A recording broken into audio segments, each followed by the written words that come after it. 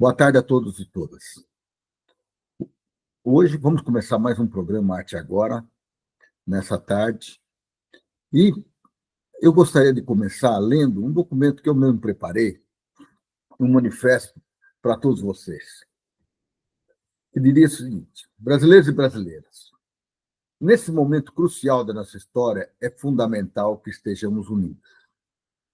Estamos sob cerrado ataque promovido por força do atraso, acantonadas no Congresso Nacional, pela força das máquinas da fake news patrocinadas pela extrema-direita golpista, pelo governo imperialista de Trump, que sonha com a submissão de nosso país aos interesses dele e de suas poderosas corporações, que vislumbram se apoderarem de nossas riquezas naturais, de nossa independência e colocarem em seu comando um grupo servil e obediente aos interesses das corporações americanas. Nossa Constituição é a base de toda a nossa nação. Precisa ser defendida por todos nós. É o alicerce que garante nossos direitos e deveres. A soberania de nosso país, na nossa capacidade de decidir nossos próprios rumos sem interferência, é um bem inegociável. Entendeu bem? Ou seja, nós não estamos negociando a nossa soberania, nem a nossa Constituição. Precisamos protegê-las. A democracia, pela qual tantos lutaram, e eu me incluo entre eles, e muitos deram suas vidas, é o nosso maior patrimônio. É ela que permite ter voz, escolher nossos líderes e construir o futuro que nós queremos. Temos absoluta certeza que o governo Lula, eleito por todos nós, está comprometido com esses valores e nos alinhamos a ele neste momento. Não poderíamos deixar em branco nosso repúdio às investidas do governo Trump contra nossas instituições democráticas, nossa soberania e nossa Constituição Cidadã de 1988, que marcou a retomada do Estado de Direito e a reconquista de nossa democracia após o golpe militar, civil e militar de 1964, que durou 21 anos. Tantas infelicidades trouxe ao país e a muitos patriotas brasileiros que lutaram pela conquista da democracia. Os ataques à Suprema Corte, o STF, que é a Suprema Corte nossa é o STF, ao ministro Alexandre de Moraes, também, não só ao STF, como também ao ministro Alexandre de Moraes, para intimidar o relator do processo contra traidores golpistas que se apropriaram do comando desse país de 2019 a 2022 e que tentaram um golpe lá em 1964, em janeiro de 2003, devem ser repudiados por todos nós. Temos que unir nossas forças e nossa voz para reafirmar nossos princípios democráticos e de soberania nacional frente às nações estrangeiras, que insistem em transformar nosso país em quintal deles, em busca de nossas riquezas naturais e da consciência do nosso povo. Vale lembrar que o Brasil conquistou sua independência em 1822 e, nesses mais de 200 anos, luta pela construção de um país para nossas futuras gerações, que seja democrático, soberano, socialmente justo, igualitário e tecnologicamente avançado. Reafirmo que precisamos estar unidos nesse momento tão grave para atingirmos esse objetivo e não vamos esmorecer frente às ameaças da direita comprometida com interesses estranhos ao povo brasileiro, com os traidores golpistas que tramam contra o nosso país em terras estrangeiras e a ameaça concreta de retaliações econômicas contra o nosso povo. Juntos podemos construir um Brasil onde a justiça social e a igualdade sejam uma realidade. Um país que invista em tecnologia e educação, gerando mais oportunidade para todos. A defesa desses ideais não é a tarefa de um só governo, mas de toda a sociedade. E nós fazemos parte dessa sociedade. Contamos com a sua participação e seu apoio para construirmos o Brasil que todos nós merecemos. E eu repito, um Brasil democrático, soberano, socialmente justo, igualitário e tecnologicamente avançado. É isso que nós buscamos para esse país. Viva o Brasil! Prisão para os traidores e os golpistas que tentam agir contra a nossa democracia. Repúdio às ações imperialistas praticadas pelo governo Trump contra o nosso povo soberano. Viva o Brasil do futuro que nós queremos construir juntos. Amaury Monteiro Júnior, a política não recrua em 2/8/2025. Bom, com esse manifesto, eu começo o nosso programa. Mas eu gostaria de abrir um pouco mais as questões para colocar que esse ataque, ele não é, o ataque, eu coloco no manifesto que é um ataque não só do governo Trump contra o Brasil, não é só da extrema-direita nacional e internacional contra o Brasil, ele passa por esse Congresso atrasado que nós temos nesse país. Nós não podemos esquecer que esse Congresso perdeu a questão, por exemplo, outro dia, nós nem comentamos sobre isso, sobre o IOF, de aumento do IOF, que não afeta a mim, a você, a classe média em geral, mas que afeta os grandes investidores. E como é que ela retalhou? Com duas ações. Duas ações. Uma, aprovando a PL da devastação, ou seja, destruindo os princípios e as condições que a gente tem para controlar os ataques ao meio ambiente no Brasil. Então, comprometendo as nossas futuras gerações, mas garantindo os lucros imediatos de muitos aí. Foi o primeiro. O segundo, nós tínhamos uma reserva de 30 bilhões que estava destinada a apoio a questões de educação, de saúde e tudo mais, que era proveniente do pré-sal. E eles transformaram isso para quê? Para jogar a favor do agronegócio. Esse foi a grande pauta-bomba que eles aplicaram contra o governo brasileiro um dia antes do recesso. Um dia antes do recesso parlamentar. Isso a gente não pode esquecer. Então, eu não consigo ver. Eu hoje, quando eu olho esse quadro geral, eu observo o quê? O Trump fazendo uma ação contra a economia brasileira e contra os empregos dos brasileiros. Afinal de contas, 10% ou 12% do comércio exterior que o Brasil tem é com os Estados Unidos. E tem impacto. Principalmente em algumas indústrias. Por exemplo, ele tirou agora os aviões, ele tirou fora o suco laranja, mas ele manteve o café, ele manteve o sapato, ele manteve uma série, as máquinas e equipamentos que a gente vende para lá, ele manteve, com essa sobretaxa de mais 40%, dando 50% em todas elas. Isso é o quê? É um ataque para fazer com que a economia balance. Afinal, a gente acredita que é a economia, né, povo, que resolve todos os problemas. Então, nós ficamos na mão deles que querem tomar conta desse setor. Isso é a primeira coisa. O ataque à democracia. A nossa democracia ela é baseada em 3 pilares. Ela tem o poder executivo, ela tem o poder legislativo e o poder judiciário. Então, onde é que eles atacam? Eles atacam o poder executivo e atacam o poder judiciário. Mas só isso? Não, eles também atacam o legislativo. Quando eles impõem, e lá tem um monte de negro pronto para sair correndo para bater palma para o senhor Trump, tanto é que fizeram até uma ação outro dia, com a bandeira do Trump, maga na cabeça. Para quê? E defendem claramente os interesses que não são interesses nacionais. São interesses de grupos oligopólios americanos. Eles vivem disso. Eles vivem disso. E eles estão construindo uma narrativa. A narrativa dele é que as agressões contra o Brasil são por conta do Lula. São por conta do Lula. É o Lula que é o culpado. Se não é o Lula, é o Alexandre de Moraes. E vocês sabem por quê. Claramente está claro, está evidente isso aí.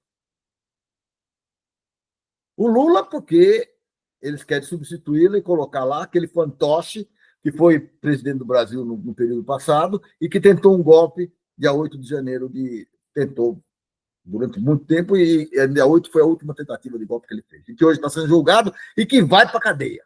E tem que ir para a cadeia. Ele e todos aqueles milicos que estavam do lado dele, que não só planejaram a tomada do poder pela força no Brasil, como planejaram a morte do presidente eleito, do vice-eleito e do presidente do Tribunal Regional Eleitoral dos países. Esses caras merecem cadeia. É isso que a gente faz com criminoso. É isso que a gente faz com gente que não tá apta a cuidar de um país e não tem interesse, que não vê no país na posição de defender o seu país contra a agressão. E por que eles estão juntos? Primeiro, porque são da extrema-direita, dos dois lados. E eles estão do mesmo lado. Segundo, porque tem interesses muito fortes das corporações americanas no Brasil.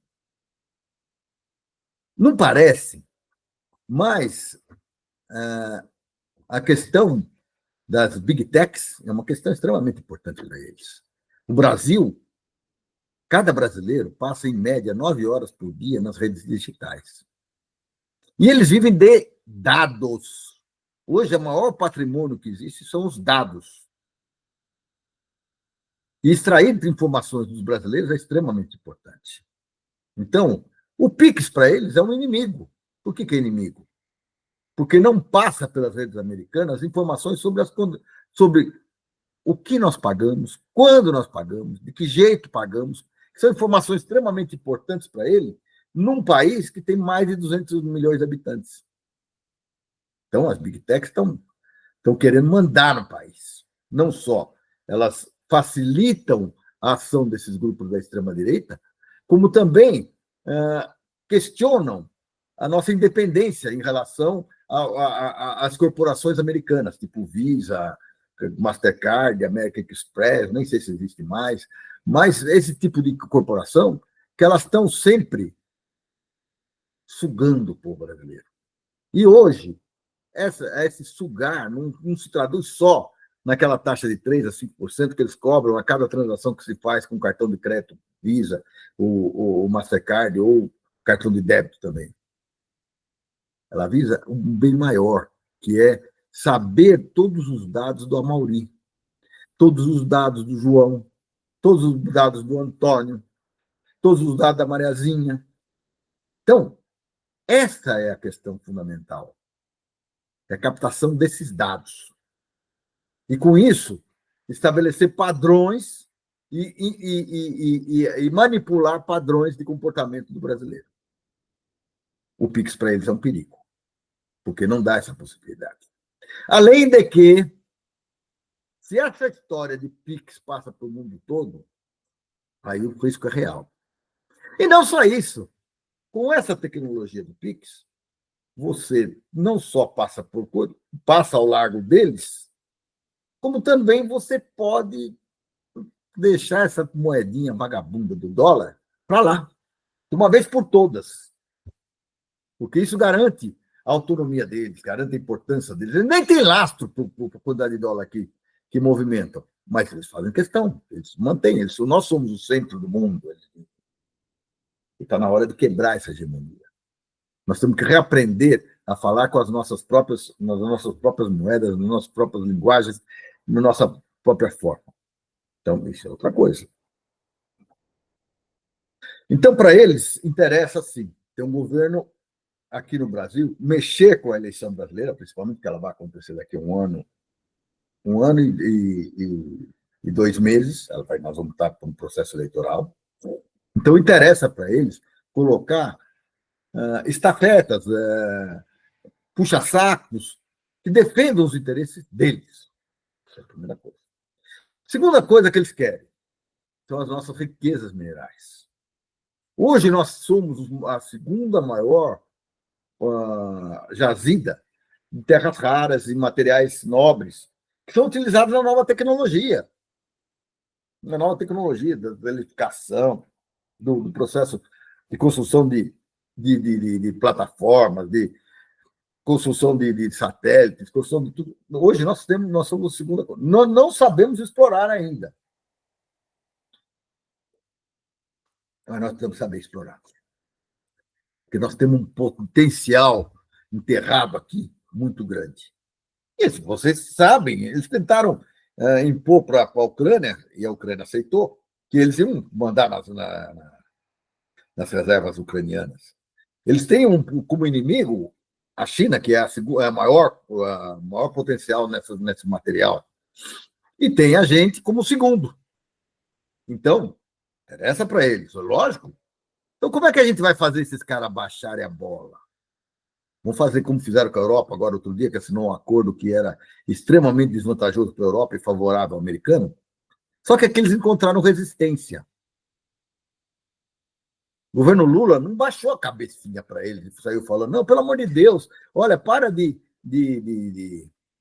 taxar os nossos produtos, porque eu te dou as terras raras, eu te dou as minas das terras raras e produtos coisas. Deixa tudo na mão de vocês. Façam o que vocês quiserem. A Amazônia é de vocês, o resto é de vocês. Nós não dissemos isso. Nós estamos lá, fustigando. Fustigando e pressionando. Então, até outro dia saiu uma matéria no jornal americano dizendo que nós éramos o único país que enfrentávamos o Trump. E tem que ser assim mesmo. E tem que ser assim mesmo. Fora Trump. E fora todos os traidores que se acoplam com Trump contra o povo brasileiro. Porque isso também, ele conta com a participação de todo aquele ranço autoritário da extrema-direita que frequenta esse país. E que é traduzido pela família Bolsonaro e companhia bela. E por aqueles militares todos que estão aliados a eles. Eu acho que nós temos que fechar mais a porta. Não vejo sentido em fazermos movimentos militares daqui a pouco, junto com os americanos em terras brasileiras. Não, o que é isso? Não tem motivo. Vocês estão querendo jogar contra a nossa soberania? Para que vocês vêm aqui? Pode ficar lá. Ah, mas o nosso exército é dependente deles. E é mesmo. E é mesmo. Porque na hora que eles ameaçaram retalhar tirando o GPS, eles chegaram a ameaçar. O que acontece com as Forças Armadas Brasileiras? E são dependentes da Starlink e Companhia Bela e do GPS americano. Cadê? A gente tem que aprender. Tem que aprender a cortar esses laços. Esses laços agem a médio e longo prazo contra a nossa soberania. Quando a gente é dependente de tecnologia estrangeira, nós corremos riscos muito sérios. Riscos como esse que ele está querendo fazer agora. Ou vocês se submetem, ou vão ficar com uma taxa de 40%, a mais do que os 10% que eu já tinha posto. 50%. É isso que eles fazem. E ainda brincou. Olha, vou dar mais 6 dias para vocês, tá? No dia 6 a gente começa. Ó, venham aqui lamber o pé do Trump que resolve. Não, nós não vamos lá fazer isso. E acho que está muito certo o presidente Lula de não pegar o telefone e ligar para ele. Ele que ligue para cá. Ele que venha dizer o que ele quer e vai escutar o que a gente tem a dizer. Não tem sentido. E aí, quando eu falo, e aqui eu bato várias vezes na questão de que nós temos que unir nossas forças para reafirmar nossos princípios democráticos e soberania nacional frente a nações estrangeiras que insistem em transformar nosso país em quintal deles, eu estou dizendo certo, nós temos que nos unirmos. Todos os brasileiros que estão comprometidos com esse país têm que estar unidos. Nós temos que estar nos articulando, nós temos que estar nos fortalecendo. Essa não é uma tarefa só, aliás, escrevi isso também.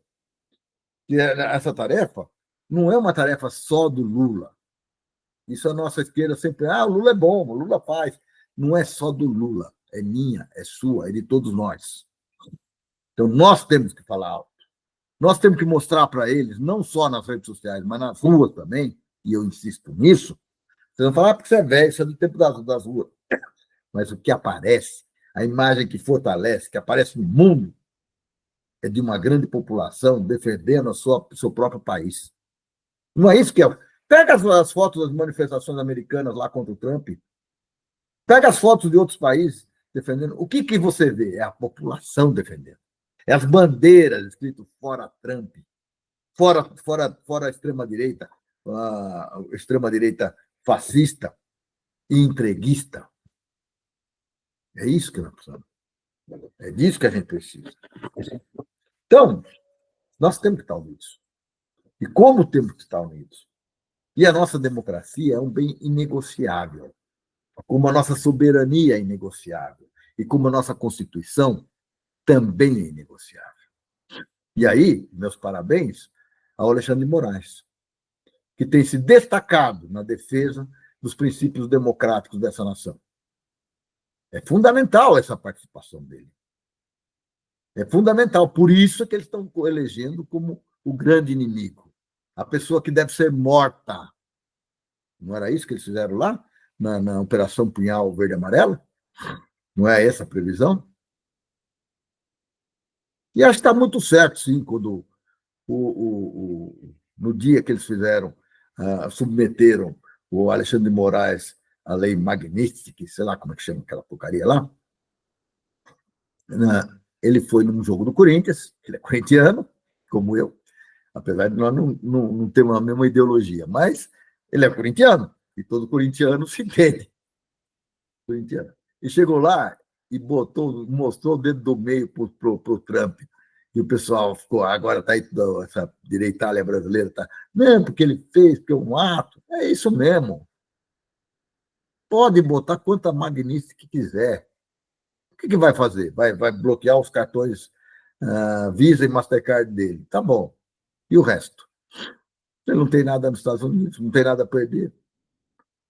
Agora que o povo americano devia olhar com lupa como se está usando uma lei americana para tentar punir pessoas de outros países, que este presidente, que se acha o imperador do mundo, o Trump, acha que é inimigo dele, acho que ele deveria fazer.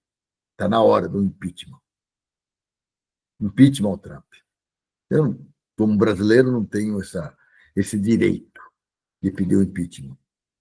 Mas posso sugerir para o povo americano. Comece a olhar isso. Comece a olhar isso. E vamos tratar da gente, tratar do nosso povo. E construir um país onde a justiça social e a igualdade sejam uma realidade. Um país que invista em tecnologia e educação, gerando mais oportunidades para todos nós. Vamos construir uma nação de futuro. É isso que esperam de nós. E é por isso que eu lutei a minha vida inteira. É por isso que me submeti nos cárceres da ditadura, quer dizer, fui submetido a esse cárcere da ditadura e não baixei a cabeça.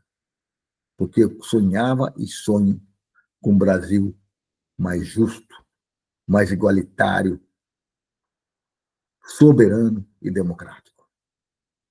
É isso. Dando continuidade ao nosso programa, nós temos que... Nós falamos até agora na questão da defesa da democracia, da questão da soberania, dos ataques que estamos sofrendo enquanto governo popular do Congresso. Nós dissemos também dos ataques vindos dos Estados Unidos através do Trump e do apoio que eles têm recebido de forças da extrema-direita brasileira, que inclusive se acantonaram lá nos Estados Unidos para fazer campanha sistemática contra o nosso povo. Inclusive, eles estão, como eles fazem parte do movimento de extrema-direita internacional, que hoje está dentro do governo norte-americano através do Trump, eles atuaram, inclusive, para dificultar os relacionamentos de uma equipe de uma comissão de senadores que esteve nos Estados Unidos para negociar a questão do tarifaço. Então, eles agiram, e eles é gozada, uma característica da extrema-direita, eles fazem as burradas e depois ainda eles publicam, né? Eles dizem, fui eu que fiz. Tá? Então, nesse grupo de 8 senadores que estão nos Estados Unidos, eles tentaram prejudicar de todas as formas com que eles falassem com o governo americano, com as pessoas do governo, para discutir as questões desse tarifaço. E entre eles estavam 2 dignos representantes da extrema-direita e da ditadura militar nesse país. Um, filho do Bolsonaro, que é o cara que tem como ídolo o Brilhante Ustra, um grande torturador, que eu tive o desprazer de conhecê-lo. E muitos brasileiros tiveram. Muitos não estão nem aqui para contar a história. Um grande torturador brasileiro. O segundo é neto do último ditador brasileiro, o Figueiredo. Então, são pessoas assim que não têm a menor qualificação, o melhor respeito pelo país. O que interessa para eles é o que eles podem fazer de negócios, utilizando para isso governos que são estranhos ao país. Eles não discutem o país, eles discutem o que eles podem tirar de vantagem desse país. Mas, uma coisa que eu estive pensando essa semana, e que hoje eu vi, graças a Deus que também, eu falei assim, mas qual é o crime que nós temos? Porque nós escutamos aqui crime contra golpe, preparação de golpe e tal, tudo isso aí a gente está escutando bastante, mas a gente não tem no nosso arcabouço jurídico o crime de traição à pátria. E olha que nós já tivemos traições à pátria. Né? Nós não temos esse crime previsto. Então, ele passa batido. Você pode enquadrar em outros assuntos, mas nunca de traição à pátria. E traição à pátria devia, de certa forma, quando você está jogando contra o país, como estão Eduardo Bolsonaro e o Figueiredo, o neto do Figueiredo, então, em defesa do pai dele aqui, e mais daquela quadrilha de milicos que estão em processo de julgamento, e muitos deles ainda que não foram nem pegos, mas, quando eles estão aí, eles não respondem por isso. Não podemos esquecer que o Eduardo Bolsonaro é um dos deputados federais eleitos pelo estado de São Paulo. Estado que ele nunca apareceu, mas que é besta de eleger um cara desse, pela segunda vez. Elegeu esse cara, e esse cara está lá, saiu, pediu licença do Congresso, agora não está mais licenciado, porque agora acabou a licença, e que precisa ser julgado como traidor da pátria, agravado pelo fato de que ele é um representante do povo. Ele precisa disso. E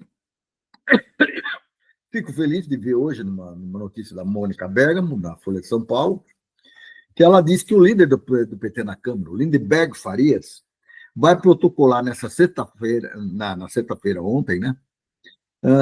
Deve ter protocolado um projeto de lei para inserir no Código Penal brasileiro um novo crime, de alta traição à pátria. Que é isso que eles estão fazendo. É isso que eles estão fazendo. A ideia proposta é buscar instrumentos jurídicos que possam responsabilizar o deputado Eduardo Bolsonaro e toda a turma dele por sua suposta articulação junto ao governo dos Estados Unidos nas sanções econômicas impostas ao país. Bom, não preciso nem dizer que isso aqui é verdade, que ele fez essas articulações. Vejam, e eu chamo a atenção para vocês, vejam o decreto do tarifaço do Trump. Vejam a quantidade de mentiras que está colocada naquele decreto. Que é a perseguição à democracia, que é a destruição da democracia, que é a perseguição do Bolsonaro, e que o judiciário brasileiro não representa o povo brasileiro, e daí vai. Então, leiam lá, não percam tempo, leia, para vocês verem que não estou falando mentira. É por ali que eles estão fazendo, né? E aí, o Lindeberg diz, e ele tem razão, tem uma lacuna grave no ordenamento jurídico para prevenir e punir esse tipo de conduta, que fere os fundamentos constitucionais do Estado brasileiro e exige uma resposta legislativa necessária, adequada e proporcional. Aí ele está prevendo 20 a 40 anos e perda do cargo, patente, função pública ou mandato eletivo que cometeram um crime. Ou seja, não basta fazer aquilo que estão falando que vão fazer. Ah, vamos mandar o Bolsonaro embora, vamos caçar o mandato dele porque ele faltou muito. Isso aí garante que ele volte na próxima e continua fazendo as traições dele. Não, nessa proposta aqui, diz que ele não só vai preso, para largar de ser besta, como ele perde o cargo, a patente, a função pública, o mandato eletivo ao cometer o crime. Isso aqui tem que ser aplicado a muito generalzinho que está lá no processo e que também a vida inteira trabalhou contra o país. E que não pode acontecer aquilo que acontece hoje, quando um juiz é aposentado, quer dizer, faz um mal feito, então ele é aposentado, ele passa a receber salário em casa. Um militar, a mesma coisa. Mesma coisa. Não, tem que perder tudo. Perder tudo. Patente, tudo, tudo, tudo. Tudo aquilo lá, porque traição à pátria é o pior dos crimes que pode cometer um país contra uma pessoa contra o seu país. Isso é traição. Traição é crime grave. Para mim, merecia até penas capitais. Traidor não tem que ter acordo com o traidor. Uma vez que você provou que ele é traidor, não tem que ter acordo.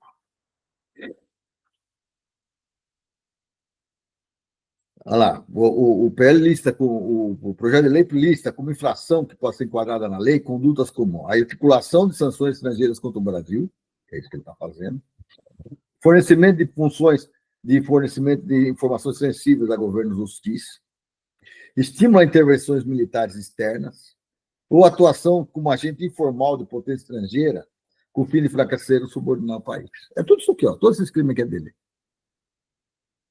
Ou ele não sonha com uma invasão dos Estados Unidos aqui para derrubar o governo brasileiro. Ou eles não sonham com a função da CIA atuando no Brasil para derrubar o governo brasileiro.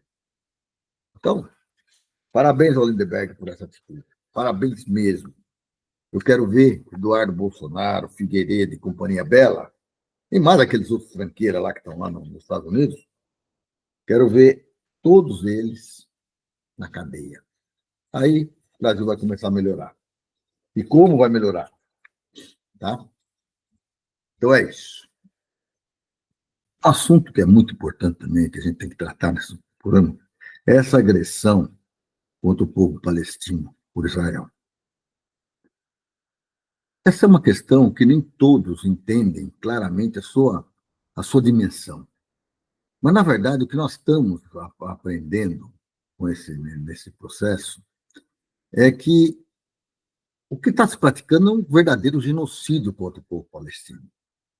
E que já tem gente de olho nas terras dos palestinos para fazer resorts e tudo mais, inclusive o imperador lá dos Estados Unidos, né? Então, eu estou vendo uma notícia aqui que é muito importante, que o Brasil suspende exportações militares para Israel em resposta ao genocídio de Gaza. Isso é uma notícia muito auspiciosa. Como também acho que devia suspender o envio de petróleo para lá. Também não só de exportações militares, mas também do petróleo. E não só isso, como reconhecer o Estado palestino, a Palestina como um Estado, que é um movimento que está acontecendo em diversos países. Portugal, Canadá, outros países a Inglaterra, eles estão todos se motivando a reconhecer a Palestina como um Estado e transformar esse reconhecimento em força para o povo palestino, que está morrendo de fome e que, quando está nas filas, é bombardeado. As filas para busca de alimentos.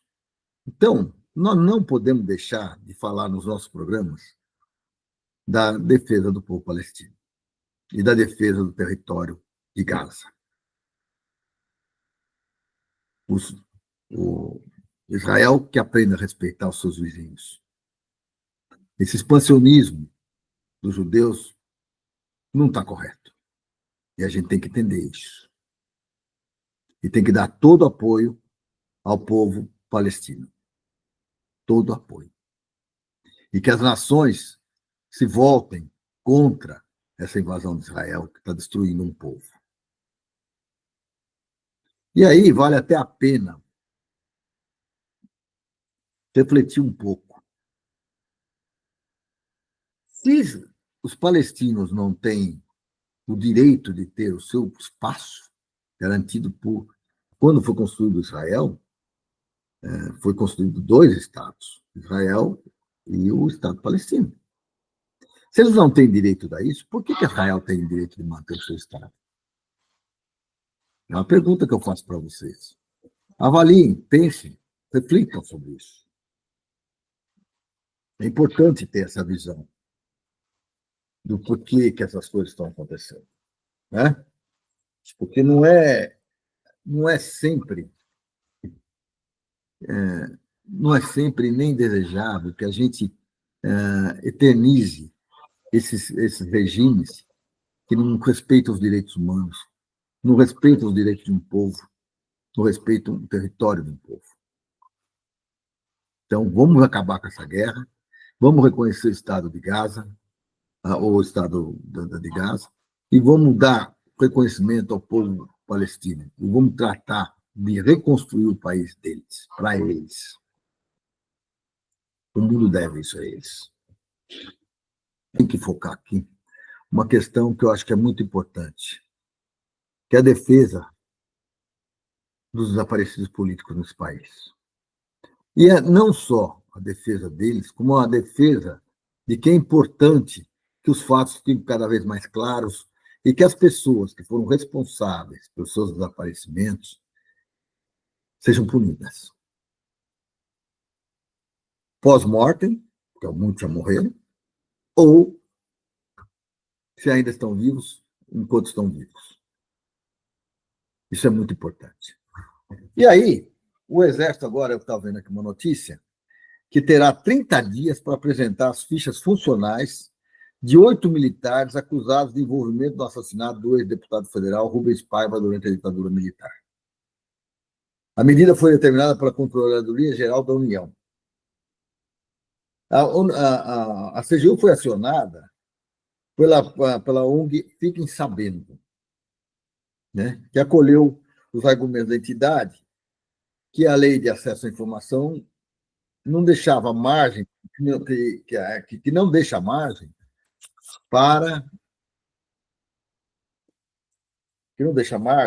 para sigilo ou modalidade de restrição de acesso envolvendo agentes violadores de direitos humanos. É isso. Não tem esse acesso. Por que não? Por que não transferir? Então, é muito importante a gente lutar. O Rubens Paiva se tornou famoso e ficou conhecido pelo Brasil todo, muito mais fortemente, pelas novas gerações, inclusive, por causa do filme Ainda Estamos Aqui, Ainda Estou Aqui, né? Mas existem muitos outros brasileiros que estão desaparecidos. E eu tenho aqui um caso para relatar com vocês, que é o do Gildo. Do Gildo. O Gildo eu conheci ainda na faculdade.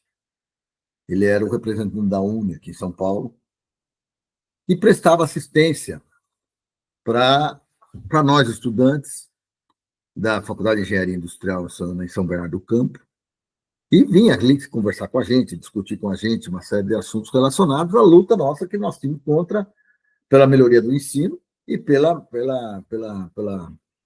contra a ditadura militar. Então, nós tínhamos uma atuação. Nós não éramos da mesma organização. Tá? Aliás, éramos organizações que batiam uma com as outras.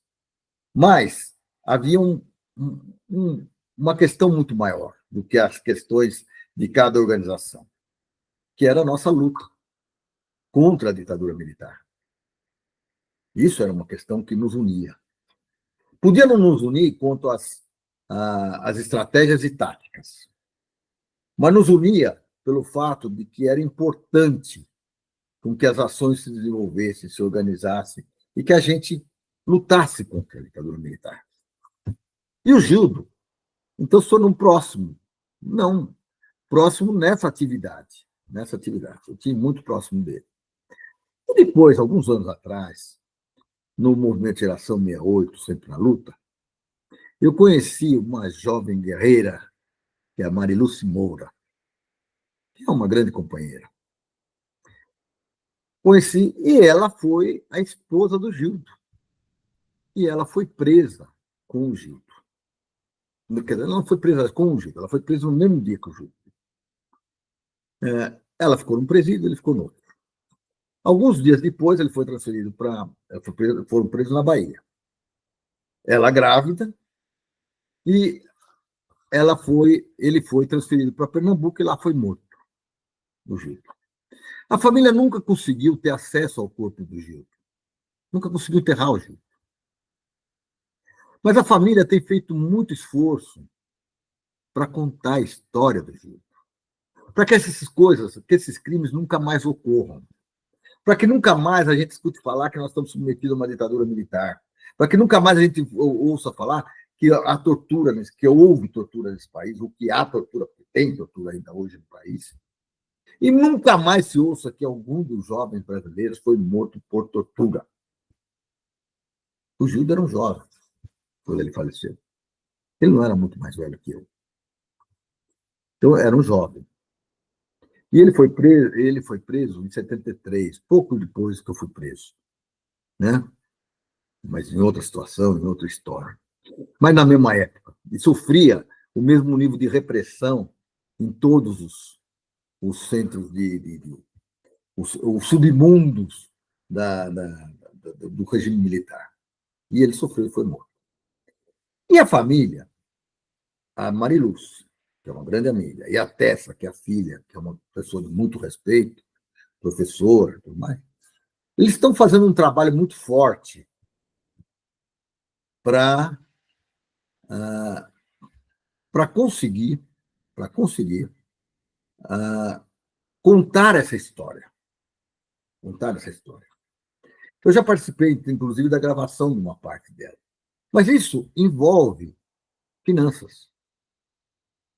Finanças. A história do Gildo e de muitos outros companheiros que a gente tem ao lado, elas exigem, para serem contadas, elas exigem entrevista com pessoas que ainda estão vivas, que viveram a época, que viveram o momento, e que para você vá construindo essa história. O Gildo, originalmente, era da Universidade Federal de Minas Gerais, estudava economia, se não me engano, na Universidade Federal de Minas Gerais. E, até o ano passado, ele recebeu um prêmio, um reconhecimento e um diploma póstumo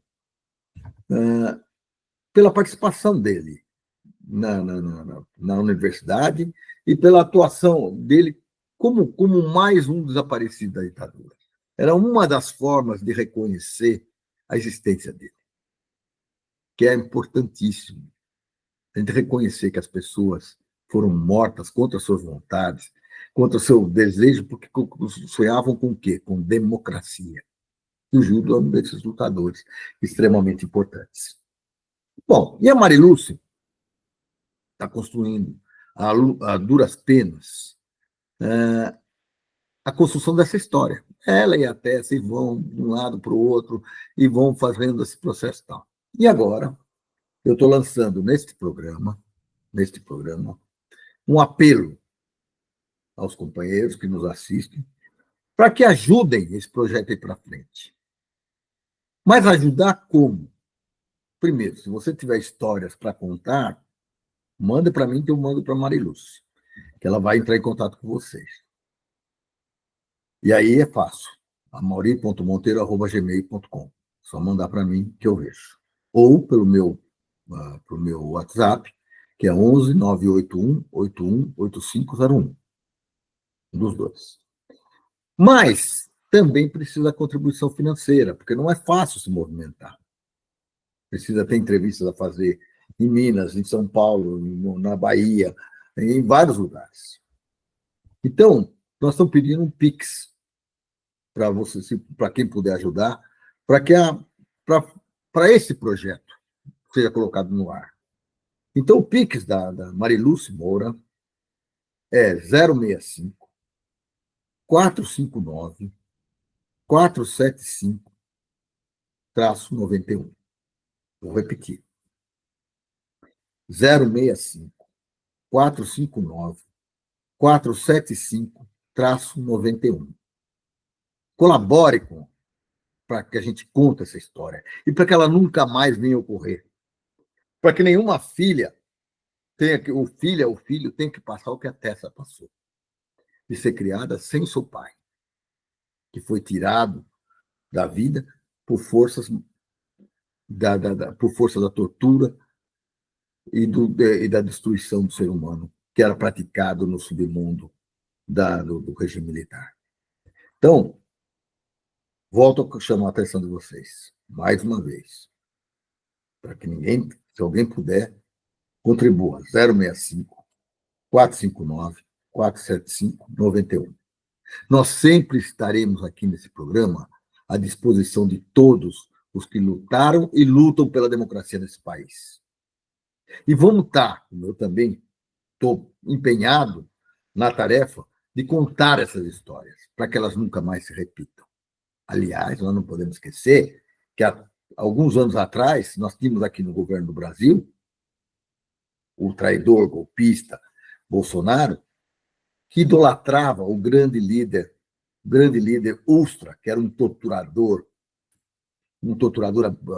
abjeto, maluco, que recebeu e foi colocado aqui na testa dele assim, a marca torturador, porque uma família teve coragem de denunciá-lo, a família Telles. A família Telles teve essa coragem de denunciar. E nós estamos aqui para denunciar todos os crimes que eventualmente ocorram nesse processo, que já ocorreram ou que venham a ocorrer contra a democracia e contra a integridade das pessoas que lutam pela democracia nesse país.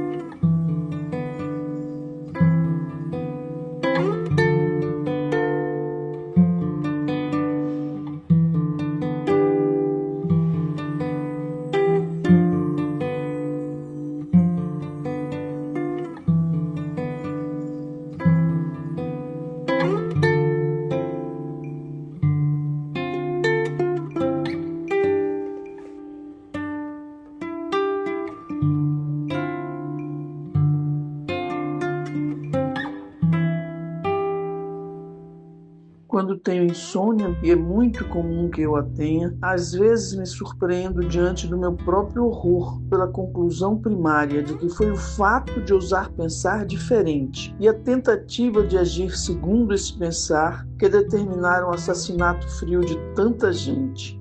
É o caso do Gildo, que foi morto. Gildo e Zé Carlos foram mortos sob tortura no dia 28 de outubro, no quartel-general do Exército, Independências, lá dentro, e saiu no dia 31 de outubro no Jornal Nacional, lido pelo Cid Moreira, aquele falso tiroteio na esquina da Avenida Caxangá com o general Polidoro. Eles montavam essas histórias.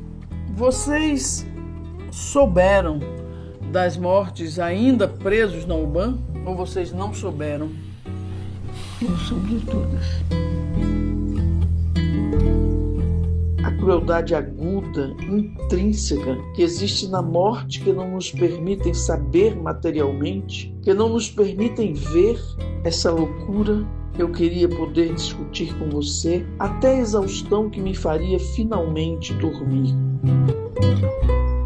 Eu tenho uma pergunta difícil para você, porque Gildo dizia assim: precisava ser da direção nacional para ser morto, se fosse preso. Gildo não era da direção nacional, mas ele é morto. Eu acho que o fato de eles serem grandes lideranças de massa, eu acho que preocupava muito eles. Porque é isso que eles eram. Essa liderança da UNE, todos, uma geração de ouro, né, que a UNE teve. E eles matam exatamente esses.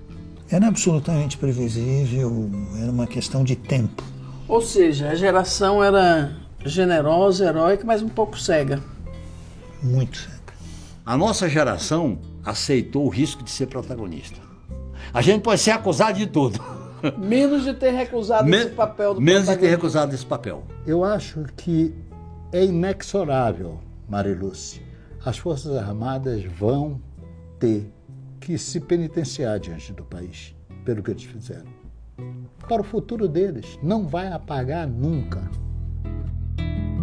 Como fazer com que esse olhar sobre o passado, esse exercício de lembrar aquilo que nem vivemos, extrapole os limites de uma experiência particular do presente para ganhar uma dimensão coletiva, política ou histórica?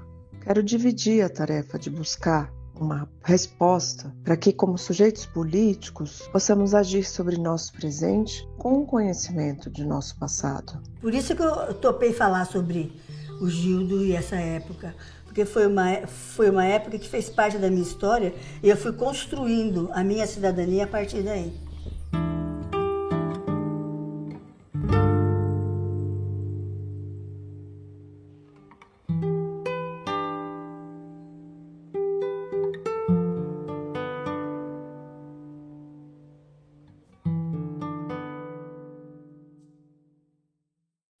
E para finalizar o nosso programa, eu queria deixar uma mensagem de luta e de esperança para todos nós. Aliás, esperança é uma atitude revolucionária. Lembram-se disso? Lembram-se das propostas de construção de núcleo de base, das sementes da esperança? É isso que nós temos que fazer. Se nós estivéssemos organizados, não tivéssemos desorganizados durante todos esses anos, nós talvez tivéssemos mais força para reagir contra esses desmandos que estão sendo feitos contra o povo brasileiro, contra a traição que está sendo feita pelo povo brasileiro, contra as traições que estão sendo feitas. Nós já teríamos colocado essa gente na cadeia. Porque não basta hoje eu fazer esse programa, fazer um meme numa rede social, reclamando e tal, mas não sair à luta.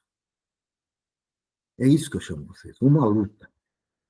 Nós não podemos fugir da luta em defesa do povo brasileiro, em defesa da democracia brasileira, em defesa da soberania nacional e em defesa da Constituição brasileira. Pessoal, vamos unidos. Unidos, nós vamos construir um novo país. Um grande abraço.